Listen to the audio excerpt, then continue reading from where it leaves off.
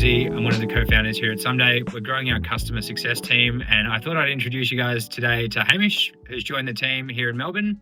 Hamish, why don't you tell us a little bit about yourself? Thanks, Lindsay. I'm a chartered accountant based out of Melbourne. Recently joined the customer success team at Sumday after starting my career with EY as a financial auditor, and then moved into climate change and sustainability consulting, and really happy to be here. What type of work were you doing with the clients at EY? Was it largely preparing for mandatory reporting from a climate perspective, or was it a bit broader than that?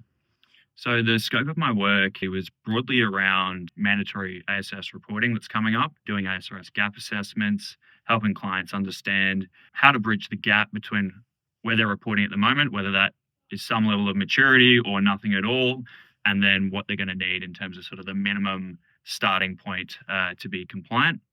And then, of course, there was preparation of greenhouse gas inventories, helping clients with their scope 1, 2, and 3 emissions. And finally, the assurance piece, both limited and reasonable assurance over climate, typically under the ENGA Act and regulations. So scope 1, scope 2, energy consumed and energy produced, but also the broader ESG suite as well. How do you feel organizations are going in terms of the preparedness for the ASRS and mandatory reporting? Do you get the feeling that people are ahead of the game on this, or some of them are still kind of playing catch up a little bit? Obviously, Group 1 has had a little bit more fire behind them to get things ready sooner, and particularly those who have reporting years ending 31st of December 2025 as the first round. I can see a lot of passion and a lot of desire from a governance standpoint, but it's actually now, do we have the right data to the right standard in order to stand up for limited assurance and reasonable assurance where applicable?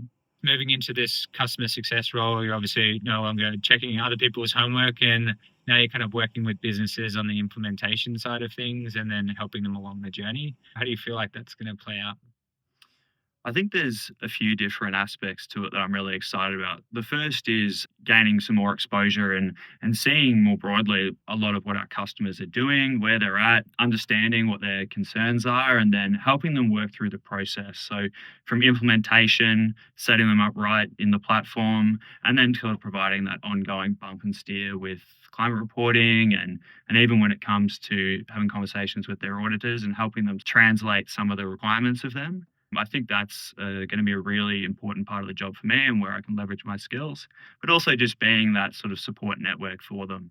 In terms of like your top 3 tips for, I guess, organizations that are looking to prepare for ASRS, what do you kind of see as some of the kind of key things for businesses to be focusing on in terms of practical kind of setup and implementation? And with any new big challenge or change like this, it's really going to require a multidisciplinary approach where you bring different stakeholders throughout the business to the table in order to solve it together. So by that, what I'm saying is bringing the finance team, procurement team, sustainability team, if you've got an in-house team, together, or if you don't have an in-house team, looking to bring an advisor in the short to medium term to help you with that journey. And really kind of taking this holistic approach, not letting it all sit with one person, but assigning accountabilities internally so that the company as a whole can be prepared for what is to come. The second one is to develop a basis of preparation. Document your methodology and the approach you're taking and what your rationale is for that. It's going to be really helpful when it comes to assurance so that you can communicate why you've taken specific approaches. And things to include in there is any key assumptions or judgment calls you've made and why, where you're getting your data from, where you're getting your emission factors from and why. You can include in there who's responsible for what within the business. And also, I think, any estimations or calculations you put in place and what's included or excluded from your inventory for scope 3, as an example. What are the material categories for your business and why have they been selected? And the final one I would say is bringing your assurance provider to the table early. And as part of that, doing a practice run. That is going to alleviate some of the internal stress or concern around that first year. If you can come in early, engage your insurance provider to look at your data, highlight any issues early so that you've got time to actually start to resolve those ahead of when mandatory assurance comes into play. Yeah, so what I'm hearing is like collaboration is really important, and then obviously getting those processes and systems set up from the get go is really going to, I guess, alleviate some of the potential anxieties that people might have around kind of doing this for the first time.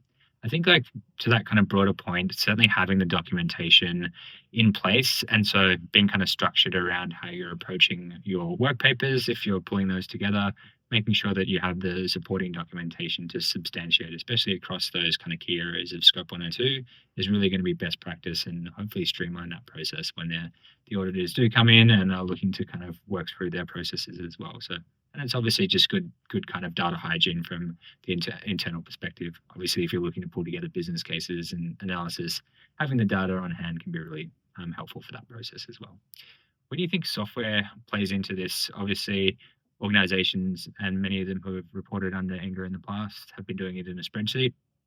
How do you see that transition into using software, and what benefits do you think organizations kind of get out of that process?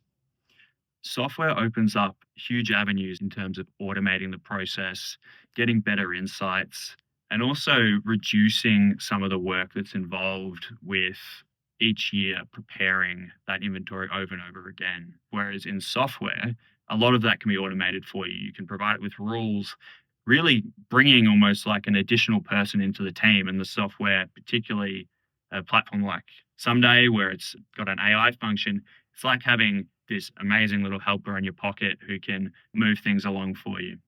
The other really helpful thing that I guess we're seeing businesses as they start their software journey is they realize that a lot of the carbon accounting work might be, yeah, manual or laborious, and it's the kind of thing that I think sustainability professionals don't necessarily want to be doing in the first place. So, to the extent that you can automate those things, sustainability professionals are then freed up to have more time to focus on the strategic work and that kind of really value adding work to the business, rather than just being stuck down in the compliance kind of black hole that is coming for a lot of businesses that maybe don't have the processes and systems in place.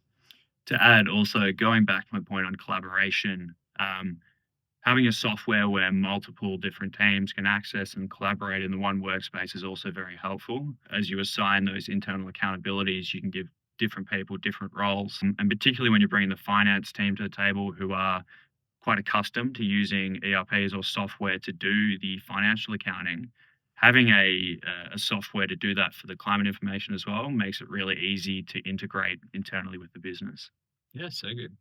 Well, Hamish, we're super excited to have you on board, and yeah, we're really looking forward to the opportunity in the lead up to ASRS and making sure clients are ready for a new lift in terms of their climate reporting. Thanks.